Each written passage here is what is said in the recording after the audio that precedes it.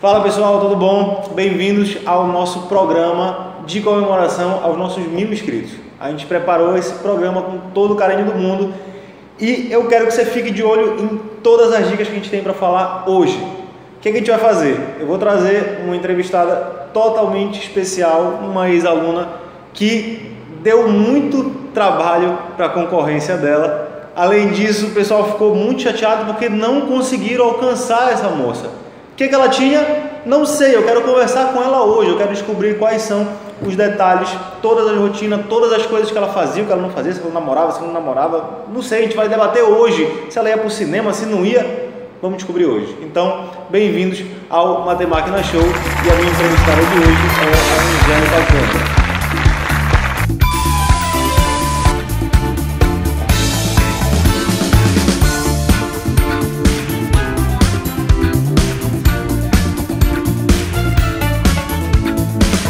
Então, gente, você acabou de assistir nossa vinheta, eu quero que vocês conheçam agora a Angélica Alcântara. Ela foi minha aluna em 2015 e, consequentemente, o convênio dela foi em 2016. Por questões contratuais, várias brigas na justiça, ela não pôde contar comigo no convênio, mas ela esteve toda a parte do processo do Matemáquina desde o início, de quando tudo ainda não era máquina, tudo ainda era meio rebuscado. Então, com vocês, a Angélica, e a gente vai bater um papinho com esta moça maravilhosa. Primeiramente, obrigada, Cassio, pelo convite, é um prazer te rever. Então, gente, eu sou a Angélica, eu fui primeiro lugar geral em medicina na UEPA pelo PRISE, e eu também passei na UFPA, que é onde eu atualmente curso, passei na UFSC de Santa Catarina e na UFC do Ceará. Menina, acho que a primeira pergunta que eu tenho para te fazer, e que deve estar todo mundo querendo saber, é: como era a tua rotina de estudos? Mano, nem sei se eu posso chamar muito bem de rotina, porque não era uma coisa regrada, entendeu? Eu não sei te dizer, as pessoas me perguntam quantas horas tu estudava por dia, e eu não sei te dizer, porque eu nunca trabalhei com horas, nunca trabalhei com uma rotina fixa, estagnada, porque se eu trabalhasse eu ia surtar. Eu trabalhava com metas, então digamos, minha meta de hoje é, sei lá, revisar a matéria do dia, minha meta de hoje é resolver entender a matéria de biologia, de matemática. Eu trabalhava com metas e a partir do momento que eu acabava elas, acabou, entendeu? Pra mim, eu ia ler meus mangás, ia ver meus animes e ia curtir a vida, entendeu? Porque eu nunca me dei bem com rotina fixa, era uma coisa que pra mim eu ia surtar. Entendi. E é uma das coisas que os meninos mais se preocupam, os meninos se cobram muito. Então, você que está fazendo vestibular agora, qual é o maior medo? É que você está muito preocupado em bater uma meta de 6 horas por dia. Então, pra mim, óbvio, eu já sabia da história da Angélica, já sabia a rotina que ela tinha, então foi estrategicamente programado já trazer ela justamente por causa disso. Eu estava até vendo alguns debates em alguns grupos que eu participo e os meninos competem muito em relação eu estudo 12 horas por dia, eu estudo 15 horas por dia. Pelo amor de Deus. Então, essa é a primeira dica que a gente tem para dar hoje. Então, te preocupa em bater suas metas. E eu acho que é muito de se conhecer também, sabe? Digamos, eu sei que eu não trabalho bem com uma rotina fixa. Uma rotina fixa pra mim ia me surtar e me deixar muito ansiosa, não ia funcionar. Mas também tem pessoas, né, que não, tenho que todo dia estudar esse horário. Pra mim não ia rolar, porque a minha vida era muito mutável, sabe? Como é até hoje, né? Tipo, nesse horário eu posso, nesse horário eu não posso. Eu vou ter tal coisa naquele dia, tal aniversário, querendo ir no cinema naquele dia. Então era muito mutável, era muito fluida a minha rotina. Só que pra mim eu já tava numa Só um parêntese, se vocês soubessem a dificuldade que foi trazer essa moça hoje, vocês iam assistir esse vídeo até o final. Calúnia. Mentira, é verdade, gente. Então, meninos, eu acho que a minha maior preocupação em si é essa, porque às vezes a gente está preocupado em competir, em ver que o colega que está do lado do cursinho, meu amigo estuda não sei quantas horas, ele posta um stories que ele começou a estudar, às vezes até fosse no Netflix, aí depois ele posta outro à noite, 10 da noite estudando direto.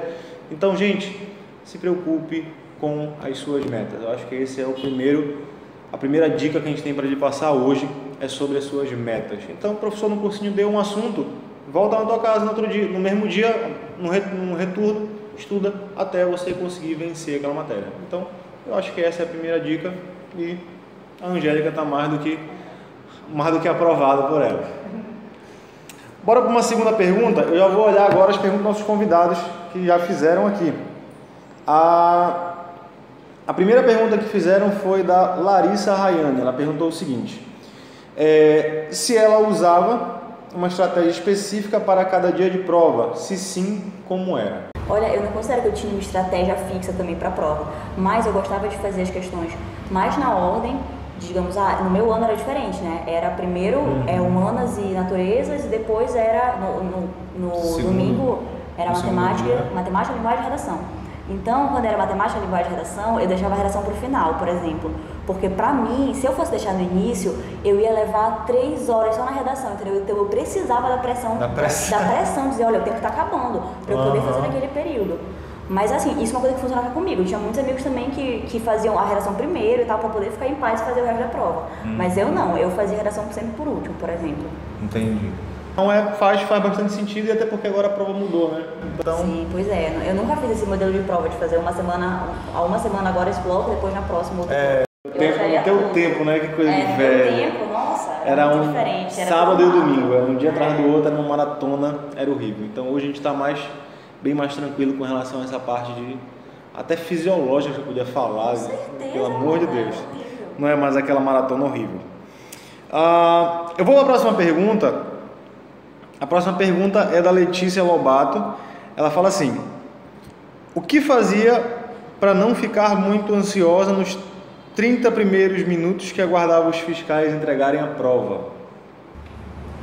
Olha, eu acho que... Eu ia dizer, eu estava atrasada, por isso que eu nem sentia, mas eu já estava na sala, né? E como eu já estava na sala, realmente tu não pode se atrasar nesse momento, né? Mas eu acho que, sei lá, eu ficava não sei nem o que eu fazia nesse momento. Eu acho que eu ficava só pensando, ponderando, não sei como é que ia ser a minha vida, me distraindo, entendeu? Eu pensava em outras coisas que não tinha a ver com o Enem. Entendi. Me forçava, entendeu? A pensar, esse anime que eu vi foi muito bacana e tal. Eu divagava. Eu vou fazer uma segunda pergunta, ainda da Letícia. Ela pergunta assim: os métodos de revisão mais eficientes? Olha, pra mim uma coisa que eu fiz e que pra mim foi assim como se fosse a chave da minha preparação, foi porque quando eu acabei de ver toda a matéria do ensino médio, eu pensei, putz, se eu já vi tudo, eu tenho que conseguir fazer tudo ou quase tudo. Então eu baixei todos os Enems, os Enems PPL, os Enems normais, de 2009, né, que foi quando mudou o Enem, até o Enem de 2015, que eu fui fazer em 2016. E eu resolvi todos os Enems. E só que uma coisa que eu fazia que eu gostava, quando eu ia corrigir, eu sabia onde eu estava errando. Tipo, eu anotava, essa daqui de matemática, eu errei, e eu ia para a capa do meu Enem, que eu imprimia, e escrevia, errei análise combinatória. Ou então, eu errei de geografia, migração pendular. Eu anotava todo o assunto que eu errava na capa do meu Enem, porque eu podia mapear quais eram as minhas dificuldades, entendeu? Entendi. Então eu sabia, análise combinatória eu sempre ia errar. Todo Enem eu colocava análise combinatória. Outra coisa que eu também nunca, até hoje, se for me pedir, eu não vou saber nada. Era qualquer coisa que tinha eletroquímica, eletrostática, eletromagnetismo, tudo que tem eletro, eu não sabia. Então toda a prova tava lá, eletro, qualquer coisa, assim, sabe? Era horrível pra mim, era super abstrato.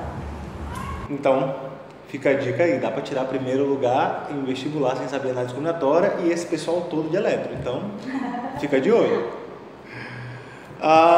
Outra coisa interessante que a Angélica falou, e eu queria que você que está assistindo a gente ficasse de olho de verdade com relação a isso, é mapear os teus erros.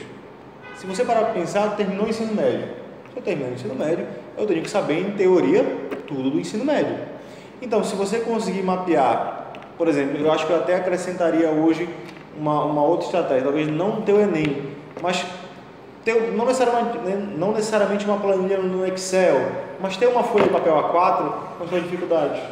Então, por exemplo, o que vem na minha cabeça hoje se eu fosse um aluno de Enem? Eu faria exatamente isso, só que, claro, eu alteraria algumas coisas. Como assim? O que você alteraria? Primeira coisa que eu alteraria é a maneira de anotar meus erros.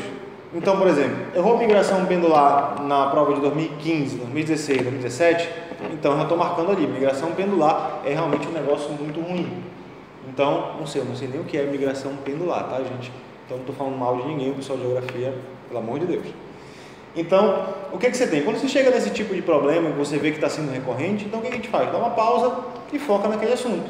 Aí a gente volta para o primeiro tópico que a gente conversou. O quê? As metas. Então, se eu estou vendo que a minha meta de migração pendular não foi atingida, e foi atingida de um modo não satisfatório, o que a gente faz? Foca naquela parte de novo. Então, mais uma dica aí para você ficar de olho nessa história também. E eu sempre via a resolução, então, digamos, eu errei de eletro, eu via a resolução, eu pensava, putz, agora eu vou entender, mas na próxima eu errava de novo, entendeu? Mas aí, às vezes, eu lembro que a análise combinatória teve 5 minutos da minha vida que eu não entendi, de verdade.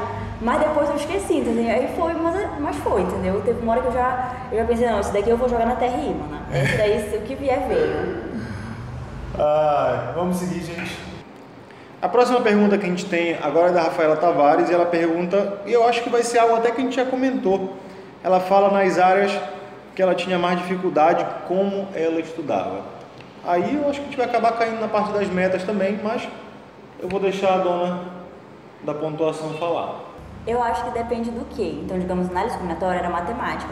Para mim, matemática nunca era algo que eu podia estudar teoria. Então, tipo, eu nunca sentava, hoje eu vou estudar matemática.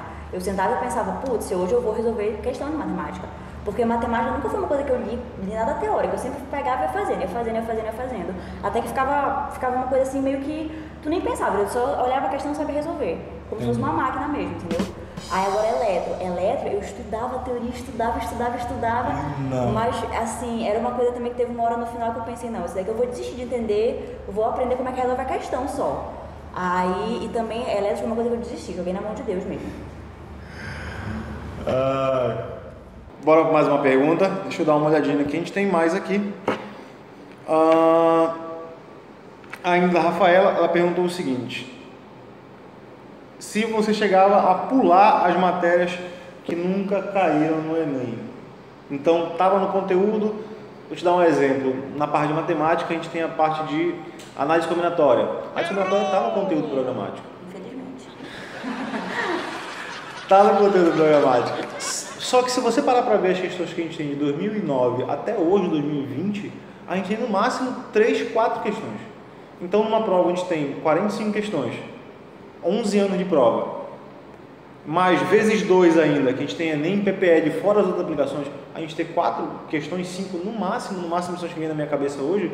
Então, é um assunto que, se fosse tu, o que tu querias fazer? Pulava, parava de sofrer? Mana, pra ser sincero, eu também nunca, essa estatística, digamos, essa cai mais, essa cai menos, eu nunca me liguei em estatístico, então eu nunca procurei também nota de corte, eu ia fazendo muito assim, eu vivendo, sabe, tipo, o meu convênio, então estatística, eu nunca procurei saber, assim, o que mais cai, o que cai menos, eu ia estudando, e eu ia reforçando o que eu mais tinha dificuldade. Então, digamos, se tu não tivesse me falado isso, que a análise combinatória não caía, eu provavelmente não ia querer estudar, entendeu? Mas, já que eu não sabia, eu não me atentava para estatístico, então para peso e tal, eu estudava tudo, entendeu? Até eu tentar entender. Tá, não é análise combinatória, é a geometria analítica. Geometria analítica? Não, essa é mais legal, né? E uma coisa também, que é isso que ela falou, matérias que tinha mais dificuldade, que nunca caíram. Eu amava estudar, digamos, botânica, de biologia. Isso tudo me deixava estudar. Eu passava o dia todo estudando botânica, entendeu? Estudando planta. Nossa, eu amava mesmo. Mas assim, é o que eu te falei, eu bati a meta, aí eu não, tipo, tem que passar pra outra, que talvez eu não goste tanto, entendeu? Entendi. Porque é muito mais fácil tu ficar no que tu gosta mais. Não, sim, com certeza.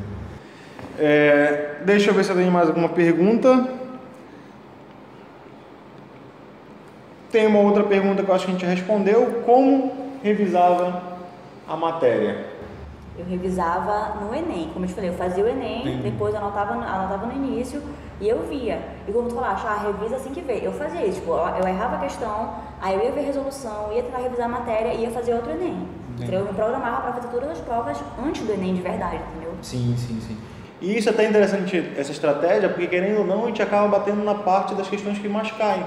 Então, quando você para analisar, quando vai fazer o Enem e não cai nenhuma questão de geometria analítica, por exemplo, não ia revisar. É verdade. Então, querendo ou não, é algo que pode dar certo. Pode não, deu certo, né? É algo que dá certo justamente por conta disso. Você tem essa parte quantitativa, essa parte estatística na prática. E a prática nada mais é do que a própria prova. Sim, com certeza. Bora para mais outras perguntas. E como era a tua rotina depois de bater tuas metas? Larguei o estudo, o que eu vou fazer, o que eu faço? Eu ia fazer coisas que fossem meus hobbies, né? Como eu te falei, eu era muito otaku, então eu ia assistir anime, eu ia ler mangá, eu ia conversar com meus amigos, sei lá, ir no cinema com a minha família e tal. Pra mim era bem, tipo, como eu te falei, é muito bacana tu se divertir sem a culpa, entendeu? Sem ter um peso, digamos, eu devia estar estudando. Não, tipo, vou sair pra me divertir, então vou ler meu mangá, eu vou sem culpa, porque eu fiz o que eu devia ter feito hoje, entendeu? Entendi. E isso é muito, é uma parte de espírito, sabe? Tu pensar, eu consegui fazer tudo que eu tinha que fazer hoje, fico livre, entendeu? Pra curtir e tal. Porque querendo ou não, quando a gente para ver o conteúdo do cursinho, ou do colégio que você deve estar matriculado, o conteúdo do colégio termina mais ou menos em setembro, se eu não me engano, setembro, outubro, alguma coisa do tipo, então a gente acaba tendo 1 mês ou 2 de revisão.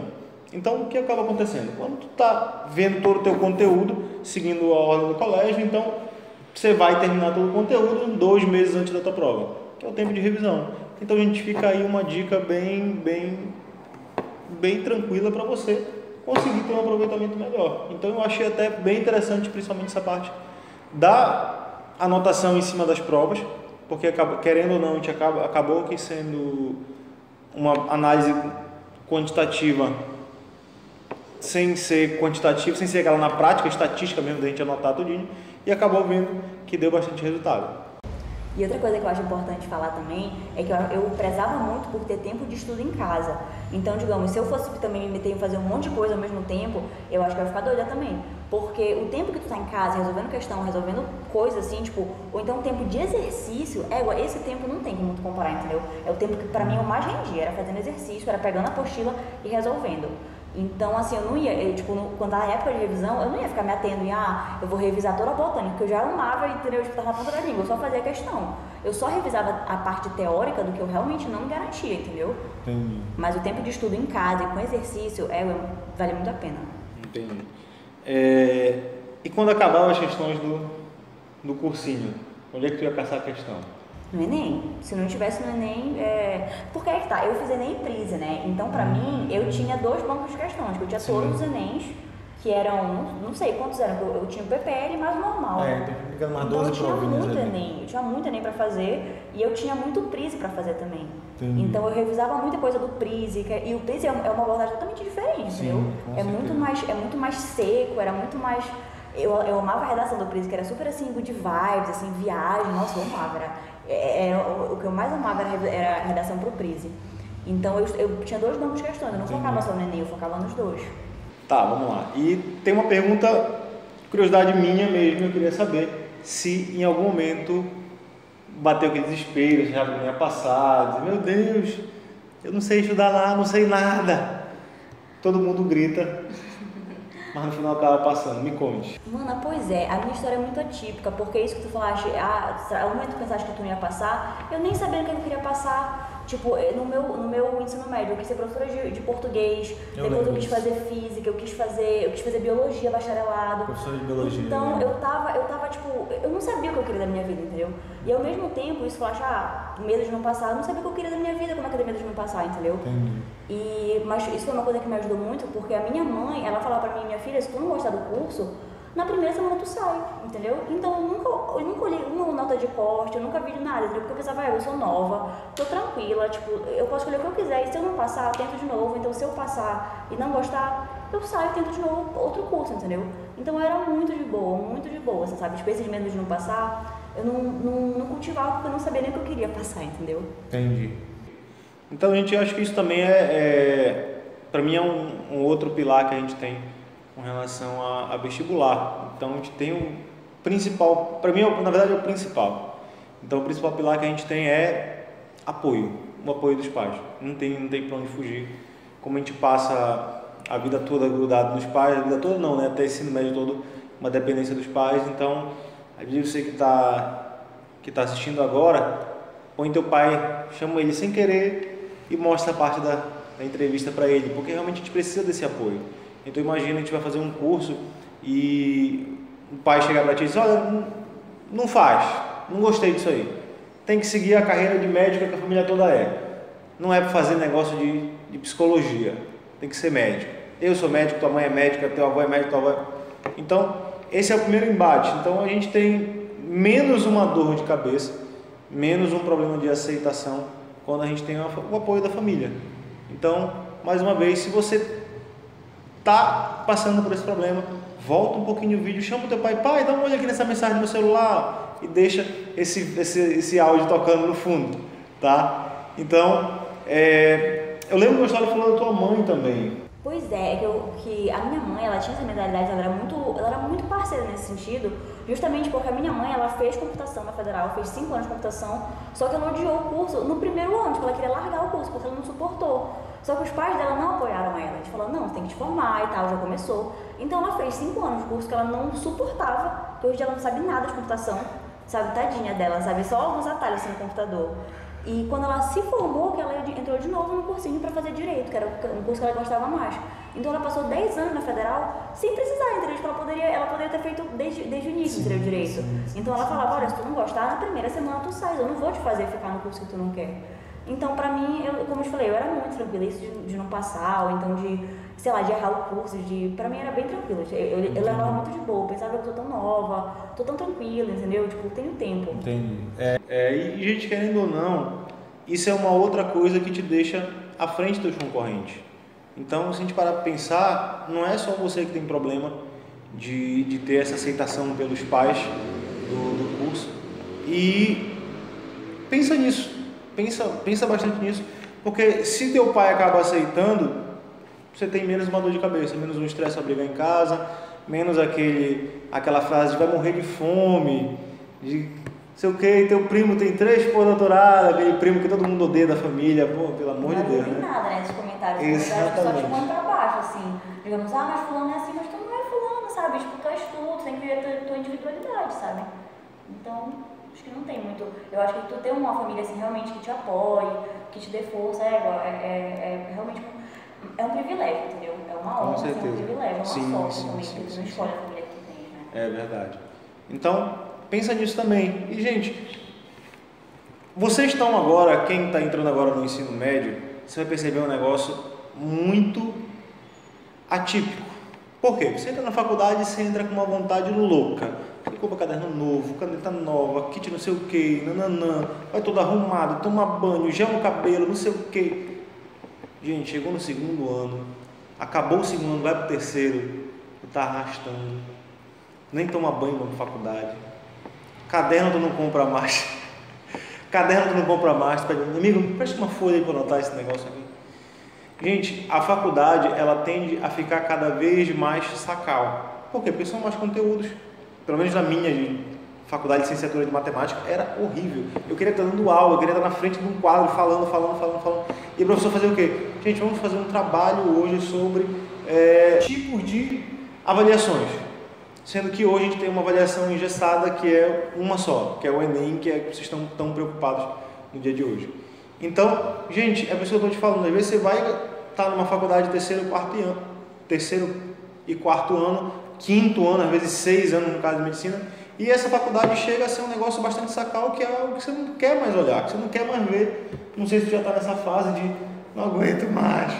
Olha, porque eu sou suspeita, porque eu sou apaixonada pela Federal. Eu sou a maior fangirl que existe da Federal. Foi um lugar assim que, sabe quando tu olha a tua vida assim, como se fosse de uma terceira pessoa e tu te vê tão feliz, tu te vê numa fase tão boa da tua vida, sabe? Tipo, quando eu entrei, eu andava assim nos campos, no RU, eu me sentia universitária, sabe? Putz, eu sou universitária. É incrível, assim, é uma experiência assim que não sei nem descrever, é uma questão muito mais emocional, entendeu? Tipo, quando eu pisei na Federal, o meu coração já tava ali. De verdade, assim, sabe? Mas isso no caso até de quem faz medicina hoje é algo que eu posso te falar até que é algo bem mais divertido, digamos assim, porque tu está sempre em prática com os assuntos. Então eu estou em prática, vendo prática disso, eu estou vendo prática daquilo. Terminou a faculdade, os 4 anos que tu vais já para o hospital. Sim. Então, querendo ou não, é algo bastante ativo, se eu posso falar assim. Então, é algo querendo ou não, para a medicina não vale. Agora imagina quem quer ser professor, quem quer ser do direito, aí tem que estudar mais um monte de lei, por exemplo, eu não suporto penal, eu quero ser de criminal, então eu tenho que ler essas leis que eu não suporto, então tem tudo isso. Então, para que eu estou te falando tudo isso, que a gente já estou até esticando demais um recado que eu ia te dar. Gente, faculdade passa, faculdade acaba, e o que vai ficar? Só o teu emprego. Então, o que você vai fazer na tua vida, dê preferência para isso. Então, mas quer saber, o curso vai ser chato?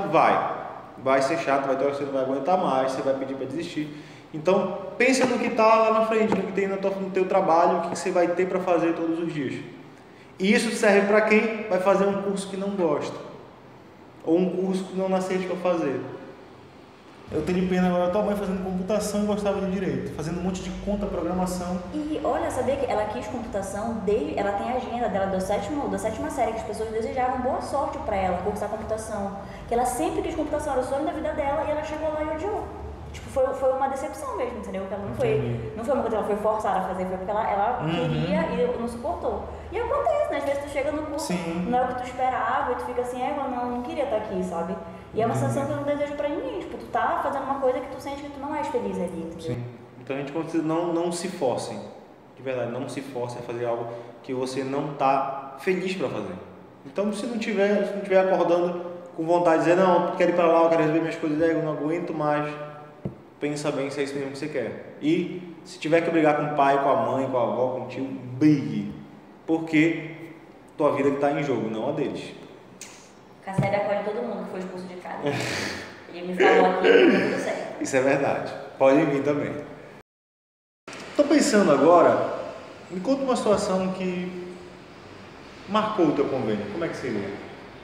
Mano, uma situação que marcou meu convênio de forma trágica foi porque na época tinha os projetos seriados, né? Tipo o PRISE, que tu fazia no primeiro, no segundo, no terceiro ano. E eu fazia como se fosse um PRISE da UNB, que era o PAS, Processo Avaliativo Seriado. E eu fiz no meu primeiro ano, fiz no meu segundo ano. Aí a minha nota tava lá em cima, tipo, tava muito alta a minha nota no PAS da UNB. Aí quando eu fui no último ano, eu perdi pra inscrição.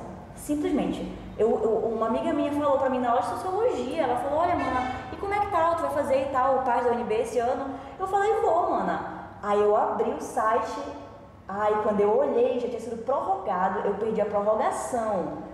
Entendeu? Eu só lembro que eu saí da aula, mana, chorei assim no corredor. Aí depois eu voltei, aí eu, não, tudo bem, agora perdi, né? O que eu vou fazer? Tu fica triste e tal, mas aí não tinha mais o que fazer, entendeu? E não era, sei lá, depois tu te conforma, tu pensa, não era pra ser, tudo bem, a vida segue como tem que seguir e tal, etc, essas coisas. Eu falei uma coisa que te marcou, eu tava esperando uma coisa feliz, né? Não trágica. Fiz bons amigos no meu convênio, isso é uma coisa boa que eu tenho eles até hoje. Gente, o papo tá muito bom, mas eu queria me despedir hoje de vocês. Esse é o nosso primeiro programa e eu confesso que eu me diverti muito com toda a estrutura que a gente teve. Então, eu queria agradecer a Angélica, que está aqui com a gente, agradecer o nosso chefe de filmagens, o famoso Valdo. Então, para a gente finalizar, eu queria perguntar para a Angélica quais são as considerações finais dela, o que ela tem para falar sobre a prova do Enem, sobre como foi, o que ela puder dar a mais para a gente. E eu deixo a palavra com ela. Então, Cassandra, eu vou primeiro te agradecer também pelo convite, agradecer pela caneca linda que eu tenho, que tem o meu nome. E eu acho que as minhas considerações finais, eu acho que seria sobretudo se conheça. Saiba o que é bom pra você, saiba como estudar, porque não existe fórmula mágica, entendeu? Eu acho que tu tens que realmente te conhecer, fazer uma autoanálise, pensar, putz, eu funciono melhor assim, eu tenho que dormir tantas horas por dia, não deixe de dormir, entendeu? Fico pensando, pessoal, eu vou dormir tipo 5 horas por dia porque eu tenho que estudar. Mas aí tu vai render, entre no outro dia, tipo, te conhece, entendeu? Eu acho que essa é a principal mensagem que eu queria deixar. Se conheça, se respeite. Conheça seus limites, respeite eles e, assim, como o Kassab falou, o Enem vai passar, a faculdade vai passar, entendeu? Então tu tem que tentar ser feliz nesse tempo que tu tá aqui vivendo agora, sabe? Então, é isso, gente. Só fazendo um parênteses sobre o sono, estava lendo uma reportagem que os grandes clubes de futebol, a primeira pergunta que alguns treinadores fazem, preparadores físicos, é como foi teu sono? E se o sono não foi suficientemente bom, o preparador físico faz um tipo de treino para não forçar muito. Então acho que essa ideia do sono também é algo que a gente não considera tanto, a gente pensa tanto na quantidade, mas esquece da qualidade. Então fica aí esse adendo, esse parênteses para vocês. O sono, ele é comprovado, tipo, ele é cientificamente comprovado que ele é o que te faz reter informação, entendeu? É no momento que tu dorme que tu consolida as sinapses, que tu realmente consegue aprender o que tu viste no dia. Então não adianta nada, tu estudar o dia todo, aí tu não conseguiu dormir bem, e aí tu não vai formar memória de longo prazo, não adiantou, entendeu? Então eu acho que tu tens que pensar assim a longo prazo, não, eu vou estudar, eu vou dormir mais tarde hoje para aprender mais. Tu não vai lembrar, entendeu? Em uma semana tu não vai mais lembrar daquilo, porque tu não estudaste bem, tu não dormiste bem naquela noite. Então, pensa a longo prazo, entendeu? Não, eu tenho que estudar, mas eu tenho que dormir. E eu tenho que, como eu te falei, me respeitar, me dar meu tempo, sair com meus amigos, sair com a minha família. Nessa época eu não namorava, mas assim, se eu tivesse namorado, eu ia sair com eles, porque eu saía muito com meus amigos, com a minha família. Eu ia muito pro cinema, assim, com meus pais e tal. Então, assim, eu acho que tu tem que te equilibrar. E pra tu te equilibrar, tu tem que te conhecer e te respeitar também. Com certeza. Então, pessoal, mais uma vez, eu queria agradecer a todos vocês, agradecer os nossos mil inscritos que a gente chegou. Se você gostou, não esqueça de deixar aquele gostei, deixe esse like pra gente. Quem não for inscrito, tá até agora assistindo essa conversa, ainda não foi inscrito. Quem tá assistindo a gente pelo Spotify, quem tá ouvindo a gente pelo Spotify, põe pra seguir o canal também e espere os próximos. E ative o sininho. E ative o sininho, por favor. Até o próximo vídeo, gente. Um grande beijo. Tchau, tchau.